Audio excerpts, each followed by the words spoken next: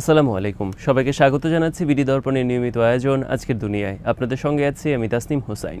চলুন জেনে নেওয়া যাক সারা বিশ্বে এ পর্যন্ত ঘটে যাওয়া প্রধান খবরগুলো। অভিবাসীদের বিরুদ্ধে ধরপাকড়ের প্রতিবাদে যুক্তরাষ্ট্রের বিভিন্ন শহরে ছড়িয়ে পড়েছে বিক্ষোভ দমন করতে ক্যালিফোর্নিয়ার লস অ্যাঞ্জেলেসে জারি করা হয়েছে কারফিউ। মোতায়েন করা হয়েছে নৌবাহিনী এবং ন্যাশনাল গার্ড। বিক্ষোভ দমনে গ্রেপ্তার করা হয়েছে বহু মানুষকে। বাংলাদেশ সময় বৃহস্পতিবার সকালে সিএনএন জানিয়েছে, New York, Chicago, Austin, Washington DC সহ দেশটির বড় বড় শহরে ট্রাম্প প্রশাসনের বিরুদ্ধে বিক্ষোভ ছড়িয়ে পড়েছে। চলতি সপ্তাহে দেশ জুড়ে আরও বড় বিক্ষোভ প্রদর্শনের পরিকল্পনা নেওয়া হয়েছে। গত শুক্রবার থেকে এই বিক্ষোভ শুরু হয়। ওই দিন ইমিগ্রেশন অ্যান্ড কাস্টমস এনফোর্সমেন্ট বা আইসিই কর্মকর্তারা শহরের ল্যাটিন অধ্যুষিত এলাকায় অভিযান চালাচ্ছিলেন বলে খবর আসে। এসব এলাকায় অবৈধ অভিবাসীদের খোঁজে অভিযান জোরদার করা হয়েছিল। এই অভিযানের খবর প্রকাশ পাওয়ার পরপরই ব্যাপক আকারে বিক্ষোভ ছড়িয়ে পড়ে। আইসিই জানায়, কেবল শুক্রবারই লস অ্যাঞ্জেলেসে একাধিক অভিযানে 121 জন অবৈধ অভিবাসীকে গ্রেপ্তার করা হয়েছে। সবচেয়ে বড় অভিযান চালানো হয়েছে ওয়েস্টলেক এবং লস অ্যাঞ্জেলেসের দক্ষিণে অবস্থিত প্যারামাউন্টে। এই প্যারামাউন্ট এলাকার জনসংখ্যার 82% বেশি হিস্পানিক। বিক্ষোভ কিছু নির্দিষ্ট এলাকায় সীমিত থাকলেও ডাউনটাউন এলএ সবচেয়ে উত্তপ্ত অঞ্চল হিসেবে চিহ্নিত হয়েছে। শহরের মেয়র ক্যারেন ব্যাস তার এলাকায় সব ধরনের জমায়েত নিষিদ্ধ ঘোষণা করেছেন এবং এই এলাকায় বিক্ষোভকারীদের বিরুদ্ধে ভবনে হামলা, গাড়ি পোড়ানো, রাস্তা অবরোধ এবং লুটপাটের অভিযোগ রয়েছে। Police rubber bullet, flash grenade ইত্যাদি ব্যবহার করে পরিস্থিতি নিয়ন্ত্রণে আনে।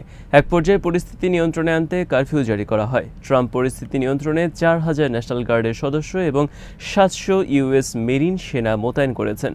তবে প্রেসিডেন্টের এই বিষয়ে ক্যালিফোর্নিয়া সরকারের সঙ্গে বিতর্ক সৃষ্টি করেছে। সাধারণত ন্যাশনাল গার্ড মোতায়েনের জন্য রাজ্যের গভর্নরের অনুমতি প্রয়োজন হয়, তবে ট্রাম্প একটি বিরল ফেডারেল আইন ব্যবহার করে নিজেই তা কার্যকর করেছেন।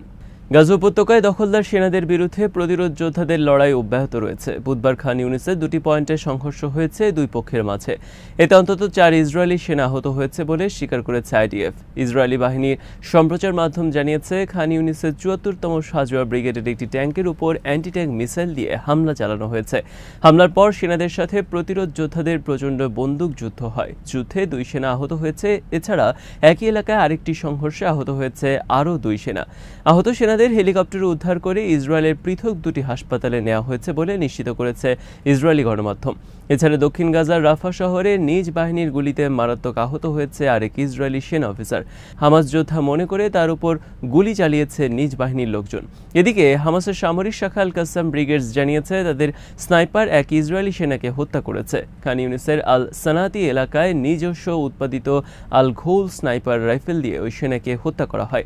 হামলার পরপরই ওই এলাকায় ইসরায়েলি বাহিনীর উদ্ধারকারী হেলিকপ্টার আসতে দেখা যায়। গাজার আরেক প্রতিরোধ সংগঠন ইসলামিক জিহাদের সামরিক শাখা আল কুদস ব্রিগেডস জানিয়েছে, অ্যান্টি পার্সোনাল এক্সপ্লোসিভ ডিভাইস বিস্ফোরণে তারা শত্রু সেনাদের একটি পদাতিক দলকে টার্গেট করেছে। এরপর সেনাবহর লক্ষ্য করে মর্টার হামলাও চালানো হয়। হামলাগুলো সঠিকভাবে টার্গেটে আঘাত এনেছে এবং দখলদার বাহিনীর সেনারা নিশ্চিতভাবে হতাহত হয়েছে বলে জানিয়েছে আল কুদস ব্রিগেডস।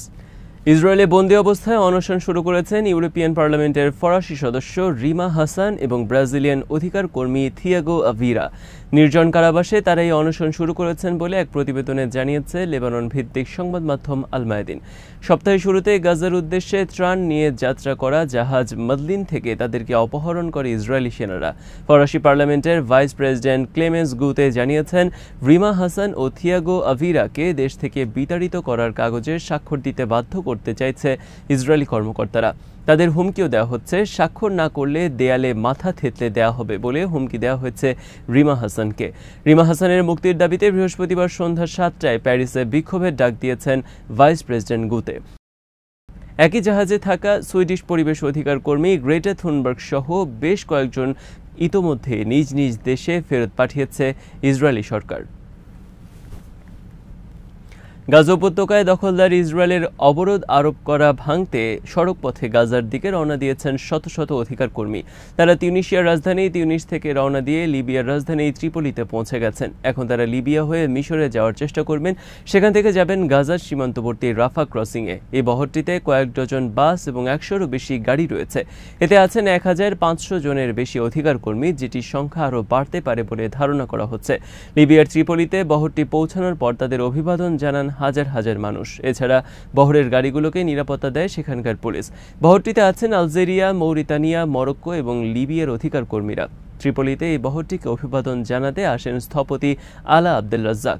তিনি বার্তা সংস্থা এএফপিকে বলেন, এই বহর আমাদের মধ্যে আনন্দ এনে দিয়েছে। সহুর আল কাতিফ নামে এক নারী বলেন, লিবিয়ার মানুষের কান্না এই বহরের সঙ্গে একত্রিত হয়েছে। এটি অসাধারণ অনুভূতি। আমার মনে হচ্ছে আমি লিবিয়া নয়, গাজায় আছি। গত সপ্তাহে পরিবেশবাদী গ্রেটা থুনবার্গ সহ 12 অধিকার কর্মী জাহাজে করে গাজার দিকে রওনা দেন, কিন্তু তাদের জাহাজটি আন্তর্জাতিক সমুদ্র সীমা থেকে ছিনতাই করে ইসরায়েলি সেনারা। এরপর তাদের ইসরায়েলে নিয়ে যাওয়া হয়, যার মধ্যে 4 জনকে ছেড়ে দিয়েছে ইসরায়েল। বাকিদের এখনও আটকে রাখা হয়েছে।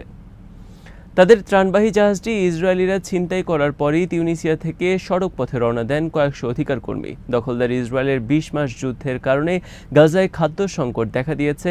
তা সত্ত্বেও তারা সেখানে পর্যাপ্ত ত্রাণ পৌঁছাতে দিচ্ছে না। জাতিসংঘ জানিয়েছে, বর্তমানে বিশ্বের ক্ষুধার্ততম স্থান হল গাজা। এর মধ্যে দখলদার ইসরায়েলের প্রতিরক্ষা মন্ত্রী ইসরায়েল কার্টজ ঘোষণা দিয়েছেন, বহরটিকে গাজায় প্রবেশ করতে দেওয়া হবে না, কারণ এতে তাদের সেনারা ঝুঁকিতে পড়তে পারেন। বহরটির যাত্রা আটকাতে আহ্বান জানিয়েছেন তিনি।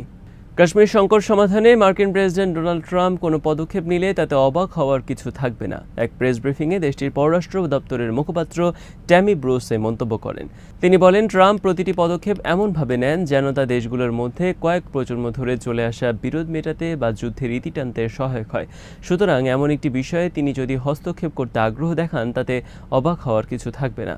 এই কর্মকর্তা আরও বলেন, কাশ্মীর ইস্যুতে ট্রাম্প শুধু আগ্রহী নন, বরং এমন কিছু ব্যক্তিকে আলোচনার টেবিলে এনেছেন যাদের একসঙ্গে বসার কথা কেউ কখনো কল্পনাও করেনি।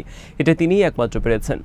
বর্তমান সময়কে আশাব্যঞ্জক উল্লেখ করে ব্রুস বলেন, যদি আমরা ওই সংঘাতের ক্ষেত্রে একটি সমাধানের দিকে যেতে পারি, তাহলে সৃষ্টিকর্তার পাশাপাশি পররাষ্ট্রমন্ত্রী মার্কো রুবিও, প্রেসিডেন্ট ট্রাম্প এবং ভাইস প্রেসিডেন্ট জেডি ভ্যান্সকেও ধন্যবাদ দিতে হবে। এটি খুবই গুরুত্বপূর্ণ সময়। প্রতিদিনই কিছু নতুন ঘটনা ঘটছে। আশা করি এ বিষয়ে প্রেসিডেন্টের মেয়াদ শেষ হওয়ার আগেই সমাধান হয়ে যেতে পারে। দ্য ডনের এক প্রতিবেদনে বলা হয়েছে, সম্প্রতি ভারত ও পাকিস্তানের মধ্যে কয়েক দশকের মধ্যে সবচেয়ে তীব্র সামরিক উত্তেজনার পর ট্রাম্প যুদ্ধবিরতিতে মধ্যস্থতা করেন। শান্তি স্থাপনে দুই দেশের নেতারা যে আগ্রহ দেখিয়েছেন, ট্রাম্প সেটার প্রশংসা করেছেন। তখন তিনি বলেছিলেন, আমি আপনাদের সঙ্গেই কাজ করতে আগ্রহী যেন কাশ্মীর বিরোধ নিয়ে একটি সমাধানে পৌঁছানো যায়। পাকিস্তানের সাবেক পররাষ্ট্রমন্ত্রী বিলওয়াল ভুট্টো জারদারির নেতৃত্বে একটি প্রতিনিধি দলের ওয়াশিংটন সফর প্রসঙ্গে ব্রুস জানান, প্রতিনিধি দলটি মার্কিন পররাষ্ট্র দপ্তরের কর্মকর্তাদের সঙ্গে সাক্ষাৎ করেছে। যুক্তরাষ্ট্রের পক্ষে আলোচনায় নেতৃত্ব দেন under secretary for political affairs Allison Hooker. বৈঠকে দ্বিপক্ষীয় সম্পর্ক, সন্ত্রাস বিরোধী সহযোগিতা এবং চলমান যুদ্ধবিরতির প্রতি যুক্তরাষ্ট্রের সমর্থনের বিষয়গুলো উঠে আসে।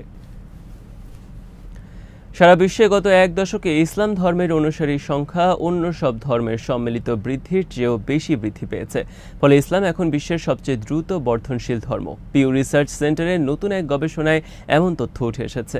2010 সাল থেকে 2020 সাল পর্যন্ত এই এক দশকের উপর গবেষণা চালানো হয়েছে। সম্প্রতি প্রকাশিত পিউ রিসার্চের গ্লোবাল রিলিজিয়াস ল্যান্ডস্কেপ শীর্ষক এই গবেষণায় বলা হয়েছে, ইসলাম ধর্মে এই প্রবৃদ্ধি মূলত প্রাকৃতিক জনসংখ্যা বৃদ্ধির ফল।